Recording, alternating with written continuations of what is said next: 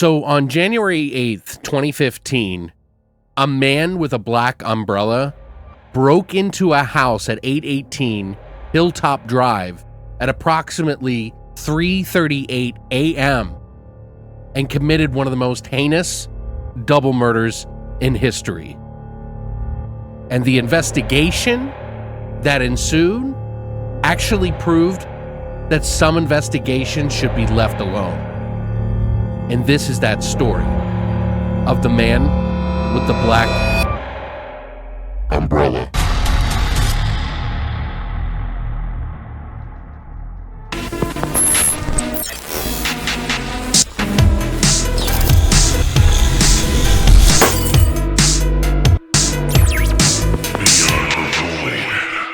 What's up, guys, and welcome back to Beyond the Void. My name is Alex, and today we're going to be doing a spoiler-free review of The Man with the Black Umbrella.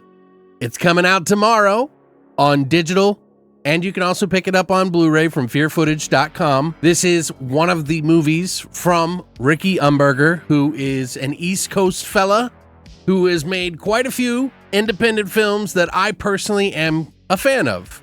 I have purchased at least 3 of them. I didn't get a chance to get the last one, but this is Fear Footage, Fear Footage 2, and Fear Footage 3 AM. I'll tell you what, when I first heard of these movies, there was a lot of hubbub going online, and I was like, this feels paid, you know? But it's not, clearly, because this is a super independent film that really you can only get grassroots attention for. And over the years, his skills and crafts have gotten better. But the first one, the Fear Footage film that I saw, was kind of like, holy crap, this was made for $400? It changed everything I thought about in found footage films. It changed everything I hated about in certain other movies, because it scared me, like, genuinely. This movie, now, The Black Umbrella, is his fifth movie. The last one was Project Eerie. This one feels a little bit more of a return to part 2 of Fear Footage. And what I mean by that is, the first one is considered to be an anthology of sorts, a tale of an officer going into a house and watching these tapes. And the second one is kind of like a real, like, story, all linear, one story that connects all the pieces. And this one is a new character, a new villain, a new freaky motherfucker that is called The Man with the Black Umbrella, and kind of like a part slasher supernatural thing going on here, which when I first started this movie up, it starts off with a very slasherific style thing that's going on here. I wasn't really sure what to think of it. It took a little while for me to get through some of the beginning and everything, because, you know, there's a lot of story, there's a lot of sleuthing. This is your typical sort of classic style found footage film, and he's kind of intentionally doing that with this character because it's a new monster, a new creature that is adding to the lore. He's basically taken this new idea and kind of made some really great effort with it, man, because, like, I think this is one of the best acted films that I've seen of his. Like, of all the films, this one's probably genuinely the best acted. And also, it does pack some scares in there, a variety of which, you know, if you've ever seen his films, they do run a different style of scares. There's some jump, and there's some slight, and some in the corner, some that, you know, grow into you, like, slowly. It's a mix of things here, and I think that's perfectly fine. I actually personally prefer when, you know, they use all versions of scares instead of just, like, the jump scare, obviously. But even them, in one of his first movies, was kind of a jump scare, and it spooked the fuck out of me. So, you know, it made me readjust my thoughts about jump scares a little bit, because it spooked me out. But this one is, I would say, probably more in line with the scares in part 2 and the lore of part 2 of Fear Footage. When it comes to style, it's its own thing. It's separate. I don't want you to think that it's a Fear Footage movie necessarily, although I would not be surprised if Ricky wrote in some storylines that connect to all of his movies, because that's how crazy he is with his lore. And if you pay attention close enough, like, You can watch his movies again and again and find little things in it that I guarantee you he put in that movie intentionally to connect certain things. This one takes this man with a black umbrella and what seems kind of simplistic, kind of is really, because it's a very typical style found footage film, which I personally like. I think that's a good thing.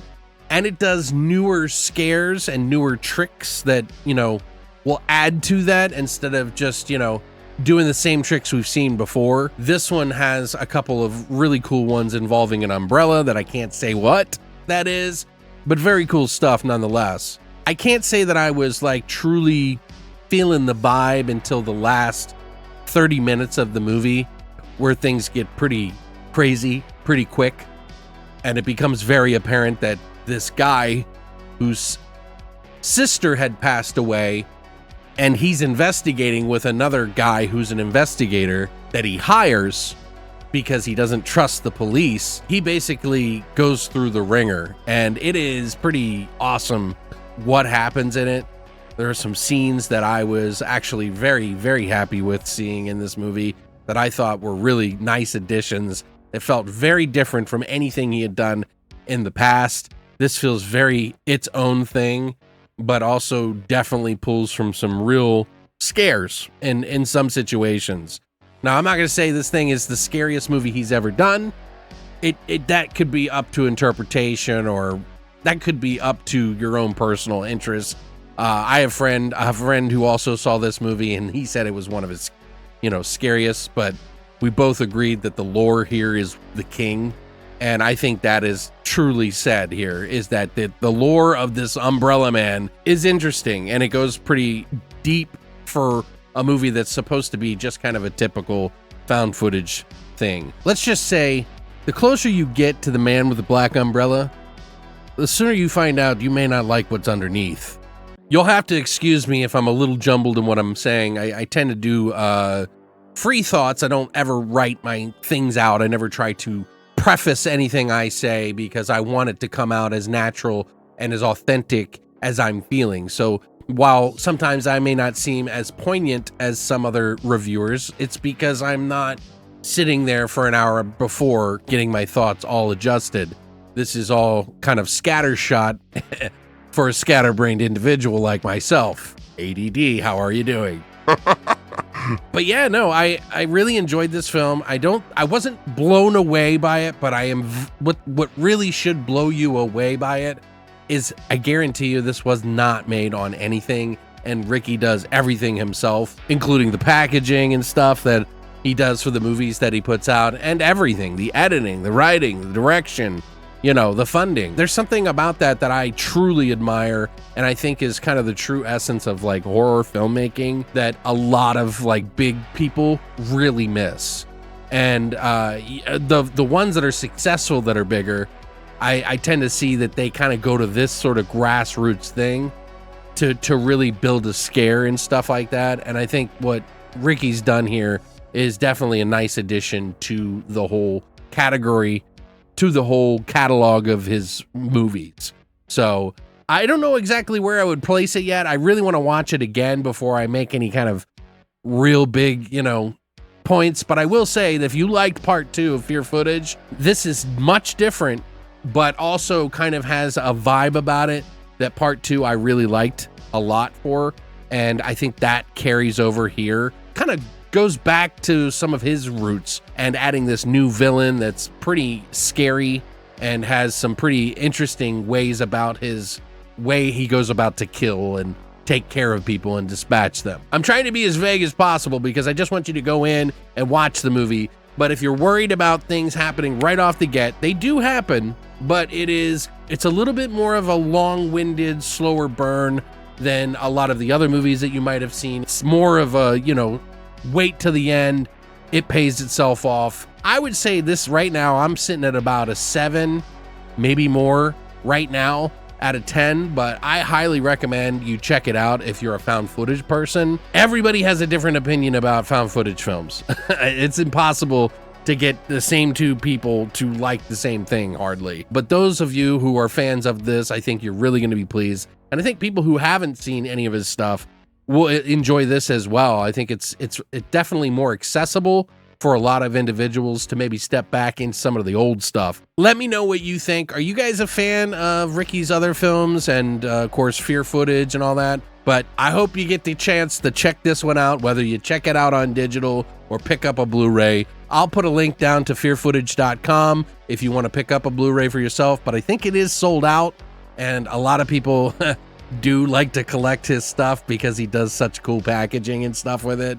So it will be on digital at the very least. But anyway, thanks so much, guys. I really appreciate all your support, and I hope this gives you something new to check out, you know, for before Halloween and everything like that. So let me know what you think in the comment section down below. If this is your first time here, well, hit the like and subscribe button, buddy. We got some splaining to do about horror and telling you all the indie horror stuff that you could ever want to find, and outside of it too. So, but thanks for coming by, and as always, long live the void.